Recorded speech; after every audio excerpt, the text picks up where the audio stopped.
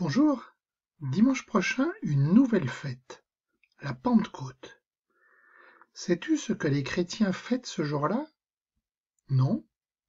Je te propose de le découvrir ensemble. Le récit se trouve dans le livre des Actes des Apôtres, tout comme le récit de l'ascension de Jésus que nous avons fêté jeudi de la semaine dernière. Voici les références. Tu pourras relire le texte dans une Bible ou dans ton livre Par le Seigneur, ta parole est un trésor. Quand arriva le jour de la Pentecôte, au terme des 50 jours après Pâques, ils se trouvaient réunis tous ensemble. La Pentecôte, c'est une très grande fête pour les Juifs. Elle a lieu 50 jours après Pâques. C'est d'ailleurs ce que veut dire le mot Pentecôte. Ça vient d'un mot grec qui veut dire le 50e. Donc, la fête de la Pentecôte, ça fait juste 7 semaines après Pâques. Ce jour-là, les Juifs fêtent le don de la loi à Moïse. Tu l'as déjà entendu au caté. Moïse, en haut de la montagne, juste après être sorti d'Égypte, reçoit les 10 paroles de vie. Ils se trouvaient réunis tous ensemble. Qui? Les disciples de Jésus, bien sûr. Tu te rappelles? Après l'ascension de Jésus, les disciples sont retournés à Jérusalem pour attendre le don de l'Esprit que Jésus a annoncé. Les disciples sont donc réunis entre eux. Peut-être ont-ils encore peur et sont-ils enfermés tous ensemble dans la maison où ils se réunissent. Ils prient ou ils écoutent la parole comme on le voit sur l'image. Et soudain,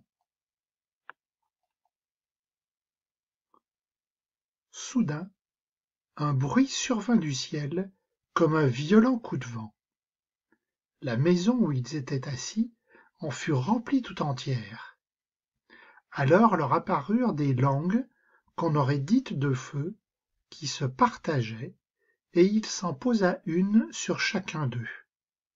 Tous furent remplis d'Esprit Saint. Ils se mirent à parler en d'autres langues, et chacun s'exprimait selon le don de l'Esprit.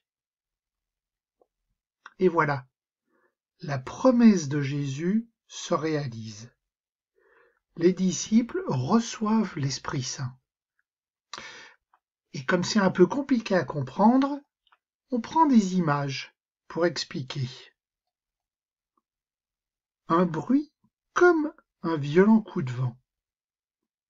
Le vent, ça déménage, ça balaye, ça chasse la poussière, tout ce qui peut salir, encombrer. C'est pour nous dire que les disciples sont en quelque sorte nettoyés de tout ce qui pouvait leur faire peur. Des langues qu'on aurait dites de feu. Le feu, ça purifie aussi. Par exemple, on brûle les vieux objets. Mais aussi ça réchauffe, ça réconforte. Au feu de bois, on est tout ragaillardi, on est plein de force. C'est ce que Luc, l'auteur du texte, veut nous faire comprendre. Recevoir l'Esprit Saint, c'est repartir pour une vie nouvelle. C'est se sentir aidé, épaulé, être plein de force. Et tu vois, maintenant les disciples se mettent à parler. Ils ne sont plus dans la peur. Or il y avait, résidant à Jérusalem, des Juifs religieux venant de toutes les nations sous le ciel. Lorsque ceux-ci entendirent la voix qui retentissait, ils se rassemblèrent en foule.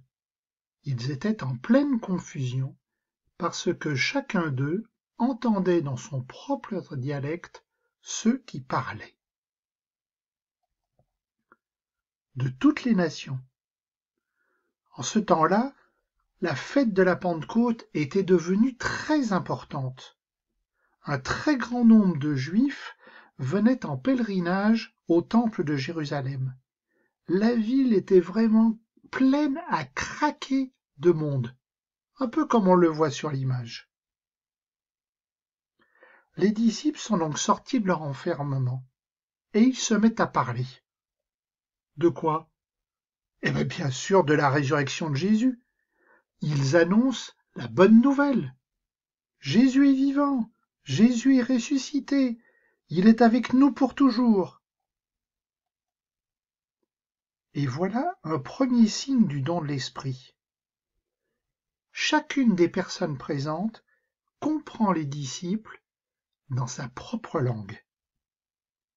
Eh bien oui, la bonne nouvelle, il faut qu'elle puisse être entendue par tout le monde. La langue ne doit pas être une barrière.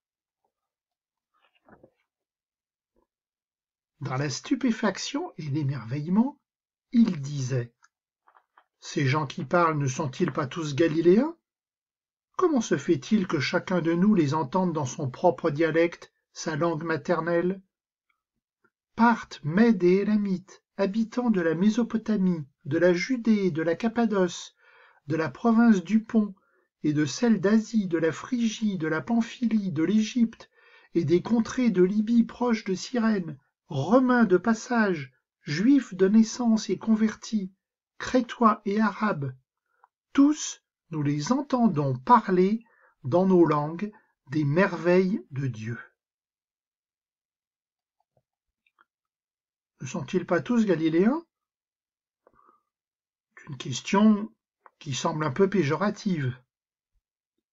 La Galilée, c'est la région où Jésus a grandi, où il a commencé sa mission, où il a appelé ses premiers disciples.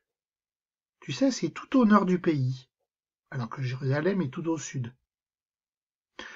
Et à l'époque, c'est un peu comme parfois les gens à Paris qui trouvent que les gens de province, ils sont un peu neuneux.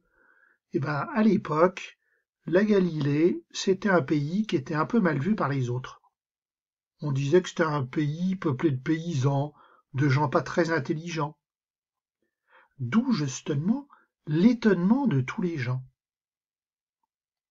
Et en plus, ses disciples parlent des merveilles de Dieu. Décidément, l'Esprit Saint, ça permet plein de choses. Alors ce qui est curieux, c'est cette longue liste de peuples et de pays différents. Et en plus, des pays où on ne sait pas trop où ça se trouve. On a pourtant bien compris, il y avait plein de monde présent à Jérusalem. Pourquoi Luc prend-il la peine de donner cette liste? Il doit y avoir une raison. Eh bien, regarde. Les Parthes, les Mèdes, les Élamites et la Mésopotamie, la Judée, la Cappadoce, le Pont, la Phrygie, la Pamphylie, l'Égypte, la Libye, les Romains, les Crétois, les Arabes. Eh bien, tu vois, avec cette liste, Luc a cité tous les pays autour de la Méditerranée, tous les pays autour de Jérusalem. En fait, c'est toutes les régions de l'Empire romain de l'époque, c'est-à-dire tous les peuples qui étaient connus à l'époque. C'est une façon pour Luc de dire que l'annonce de la bonne nouvelle, ça ne concerne pas que les Juifs de Jérusalem, ça concerne le monde entier. Et nous dans tout ça? Parce que tout ça c'est arrivé il y a plus de 2000 ans. Eh bien, nous aussi nous avons reçu l'Esprit, au baptême, mais aussi pour les plus grands, à la confirmation. Alors, nous aussi, il faut qu'on sorte de notre enfermement. Nous aussi, nous sommes invités par Jésus à annoncer la bonne nouvelle de sa résurrection. Alors, partons, Nous ne sommes pas seuls, l'Esprit Saint est en nous.